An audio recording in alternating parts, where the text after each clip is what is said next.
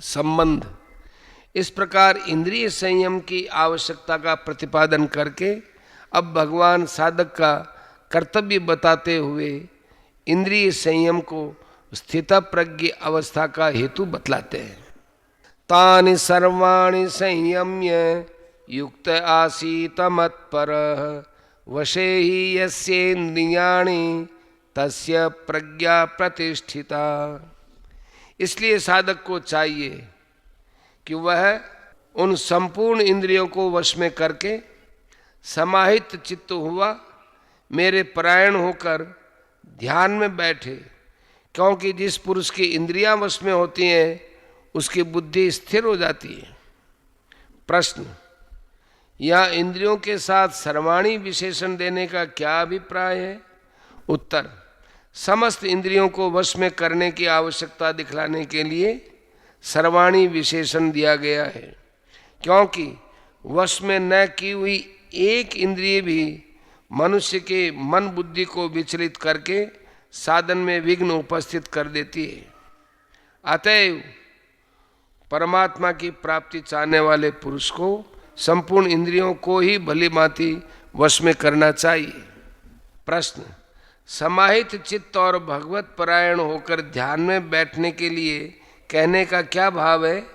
उत्तर, इंद्रियों का संयम हो जाने पर यदि मन वश में नहीं होता तो मन के द्वारा विषय चिंतन होकर साधक का पतन हो जाता है और मन बुद्धि के लिए परमात्मा का आधार न रहने से वे स्थिर नहीं रह सकते। इस कारण समाहित चित्त और भगवत परायण होकर परमात्मा के ध्यान में बैठने के लिए कहा गया है। 6 अध्याय के ध्यान योग के प्रसंग में भी यही बात कही गई है।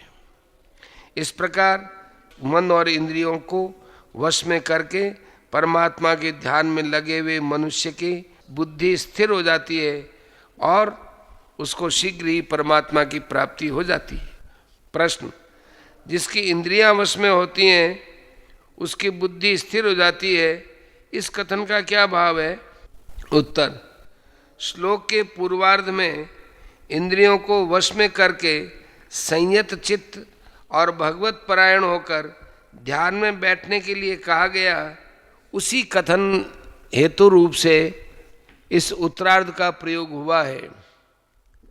अतः इसका भाव ये समझना चाहिए कि ममता, आसक्ति और कामना का सर्वथा त्याग करके मन और इंद्रियों को संयमित कर बुद्धि को परमात्मा के स्वरूप में स्थित करना चाहिए, क्योंकि जिसके मन सहित इंद्रियां वश में की हुई होती हैं उसी साधक की बुद्धि स्थिर होती है। जिसके मन सहित इंद्रियां वश में नहीं है उसकी बुद्धि स्थिर नहीं रह सकती।